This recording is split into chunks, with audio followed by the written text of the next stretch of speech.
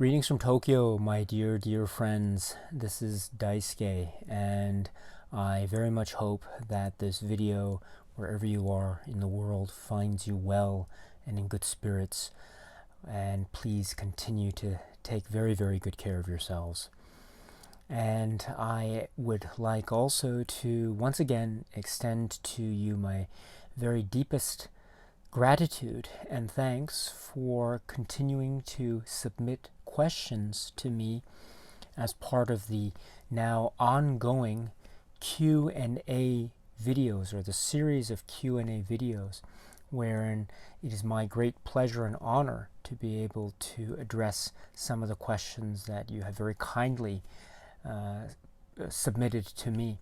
And so by my count, we are now at Q&A Part 16.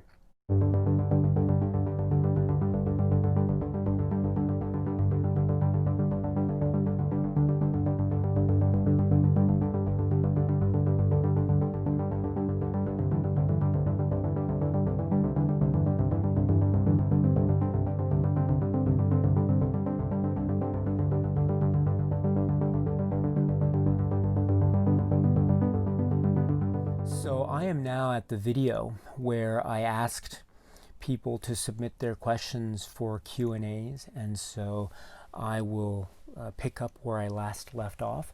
And this next question comes, or set of questions I see, comes from Kekoa Sylva. So hello, Kekoa Sylva. It's nice to see you again, and I hope you're well, my friend. You say, can you talk more about Tatsuya Nakadai and the films he was in, like The Human Condition, Ran, Kagemusha, Harakiri, and Kwaidan? I really want to explore the films he has been in. I have seen Kagemusha, Harakiri, Yojimbo, and High and Low from him so far. I want to know where I should go next from there to explore the films he was in. Okay, so that's your first question. It's a very good question. And so Tatsuya Nakadai is a Japanese actor who perhaps had a lot of films in particular that he was very notable in from the 1960s and 70s and into the 80s. And then his career, of course, continued on from there, of course. But I think he's known, especially to Criterion Collection fans, in particular for his work with Kurosawa, and for some of the films that you mentioned. But those aren't the only films, of course, that he is famous for, especially among the international film fan community. You mentioned the great series of films, or the work which is called The Human Condition. And this is a very towering achievement, a really very harrowing and difficult work, but one that I think if you are watching Japanese films as you seem to be doing right now, then I think along the way the Human Condition films are definitely worth checking out. Definitely. They are very important. You also mentioned, let's see here, Ran, Kagemusha, Harakiri. You also mentioned Yojimbo and High and Low. Since you mentioned Yojimbo, I would also suggest maybe watching the film SANJURO, which is a sequel to Yojimbo. And Tatsuya Nakadai also makes an appearance there, a very crucial appearance in that particular film. And so that's really worth it. And, oh, sorry about this, I just got lost here. Okay, sorry about that. And you also mentioned Kwaidan, so he also features in one of the segments in that film, because that is an omnibus film, as you know.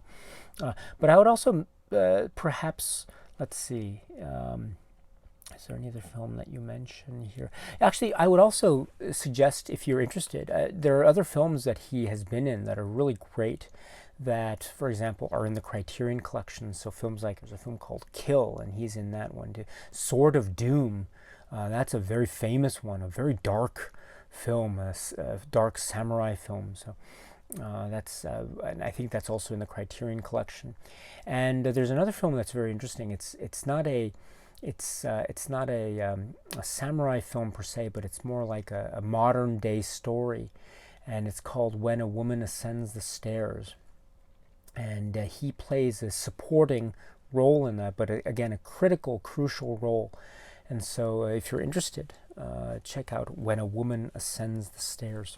And there are others, of course, because he has a very wide and vast career, but I would perhaps suggest some of those. And I'll try to mention, if you didn't catch the titles, I'll try to mention the titles in the description box below, and so I'll just list the titles that I mentioned. There's also the film The Face of Another, which I think is interesting, which is also, it was on Criterion DVD, but that's now out of print, so I'm not sure if it's on the Criterion channel. I don't have the Criterion channel, so I can't verify directly for sure. But if it is, it's also one to check out. So that's The Face of Another, if you're interested. Hopefully you can find a number of films that might be interesting to you. And I hope you enjoy them, my friend. And please let me know what you think. And your next question is, so my second question is about Yasujiro Ozu. I've always wanted to get into him, but I never knew where to start. Could you possibly help me choosing where to start because of your great knowledge on Ozu? Well, thank you very much. I don't consider myself an Ozu expert, but I'm a fan of his works. And you ask about where to start. That's a very difficult question. I mean, one can start sometimes with early films and go chronologically forward.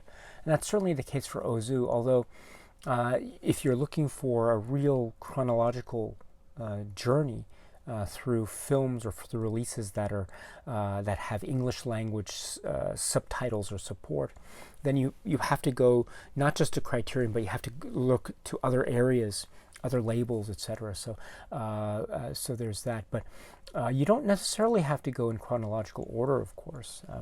You can always go with films based on availability and ease of availability. And as a common point of reference, let me rely again on the Criterion collection. And so just off the top of my head, I can say that films that I could recommend, there are a number of great classics, but I would probably recommend maybe going with two of his most famous films, and they happen to be also some of my favorite films by him, which are Tokyo Story and Late Spring. So Late Spring and Tokyo Story. Now these are very, very famous among film fan enthusiasts.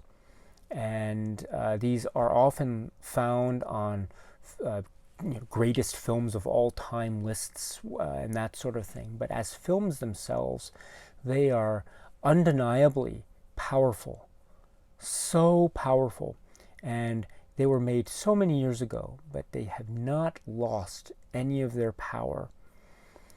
Brilliant in the intimacy of human emotion that is at once localized in the context of the Japanese society that it is depicting, but at the same time so universal, because these are feelings and trends and ideas and notions that can be understood by just about anyone. And that is the power and reach of Ozu in a nutshell. And I think great examples of that power and reach can be found in his cinema expressions, his works, his great works. For example, Tokyo Story and Late Spring. There are, of course, others, and there are many other titles that you can find on the Criterion collection. But places to start, I would suggest maybe starting from there. And then if you like those, there is a whole new world of cinema just waiting to be explored by you. So the world of the films of Yasujiro Ozu. I hope you enjoy it, my friend. And then your next question is, I'm about to get the Criterion Channel free trial subscription. Do you have any suggestions for what I should watch first? I really want to get more into Japanese cinema, Russian cinema, French cinema, and Taiwan cinema. If you get this comment, I would be very honored, because you are a true lover of film, just like many people around the world. Well, thank you very much for your kind compliment and thinking of me that way. I'm very flattered, so thank you. And I should say also that I don't have the Criterion Channel, the streaming service, the Criterion Channel. And that is simply because the Criterion Channel service is not officially offered here in Japan. and so I don't subscribe to the service. I wish I did, because I've heard a lot of great things about it through sort of secondhand experiences, or living vicariously through my friends, and so it's wonderful thing to have, and so I hope you enjoy it, my friend. And you mentioned Japanese cinema, Russian cinema, French cinema, and Taiwan cinema. I guess I could mention, I mean, you say Japanese cinema, Kurosawa and Ozu and Mizoguchi are probably the big ones that are well known among film fan enthusiasts. So that's Akira Kurosawa and Yasujiro Ozu, and also Kenji Mizoguchi, and also Naruse, Mikio Naruse is also worth checking out. There are so many others, but those are just some places that you can start with, perhaps. And you also mentioned, let's see, Taiwan cinema. Taiwan cinema, I am a big fan of Edward Yang.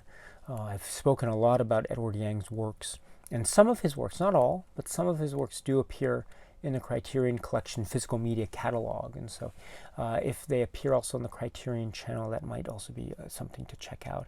Again, he's not the only Taiwan filmmaker, but he's one place, his works are one great place to start with, that's for sure. Russian cinema, a lot has been said, of course, about the great legacy of Andrei Tarkovsky, and so that is, I think, one place that many people journey through, and I think for good reason, because the films are just absolutely magnificent. And so Andrei Tarkovsky is a place to visit. And French cinema, so there's, again, too many to mention all of them, but just to mention just a small sampling. Perhaps filmmakers that I think are worth checking out would be, let's see, just two differing, maybe in terms of different styles, perhaps. One would be Jean-Luc Godard, and the other would be Robert Bresson. So the works of Robert Bresson on the one hand, and then the works of Jean-Luc Godard on the other. It's definitely worth checking out, and I hope you enjoy the Criterion channel and what it has to offer. And if you find it's very interesting, and if you've made any specific particular discoveries that you want to share with us, please feel free to leave comments behind at any time, my friend, and I'd be very happy to read your discoveries. So thank you very much, and I hope you're well. Next, we have a question from Travis Levitt. So hello, Travis, and you ask, "Hi Daisuke, I hope you're well. I hope I'm not too late. Are you familiar with Werner Herzog's work to a great extent?